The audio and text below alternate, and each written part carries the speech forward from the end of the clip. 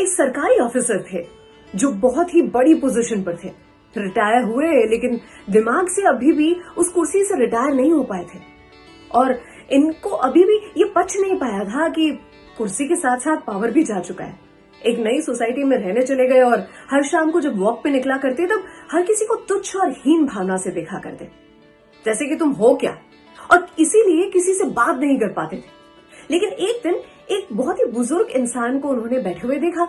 अचानक से मन कर गया तो उनके बाजू में बैठकर बातें करने लगे और हर बार जब उतरते तब उन्हीं के सामने बैठ जाया करते, हर शाम उन्हीं से बतियाया करते और हर दिन उनका पॉइंट एक ही होता कि वो किस पोजीशन पे काम किया करते, उनका कितना रुतबा था, कितना पावर था, उन जैसा काम उनके ऑर्गेनाइजेशन में कोई नहीं कर पाता था, एंड एक्सेट्रा एक्सेट्रा।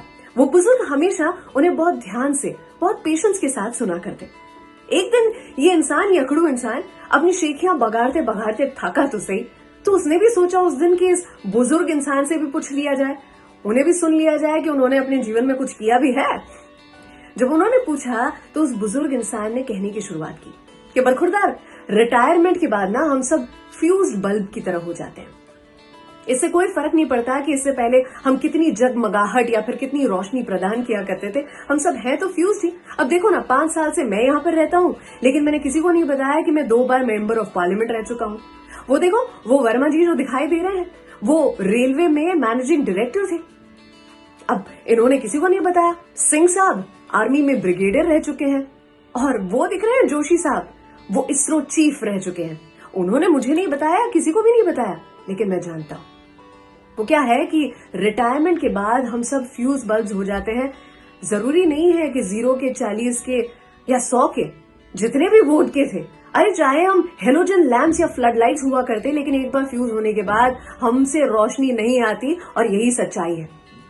अर्थात वो सुना होगा ना, उगते सूरज और डूबते सूरज को हमारे शास्त्रों के हिसाब से समान सम्मान मिलता है, लेकिन पूजा सिर्फ उगते सूरज की जाती है, डूबते हुए सूरज की नहीं।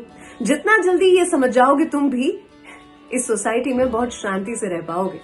अर्थात जितना जल्दी हम समझ जाएंगे पोस्ट रिटायरमेंट अपनी लाइफ में भी बहुत अच्छा कर पाएंगे, लाइफ विल बिकम इजी। और ये सिर्फ पोस्ट रिटायरमेंट की बात नहीं है, ये हम में से हर किसी के लिए, जिस भी पोस्ट पोजीशन पर इस वक्त है।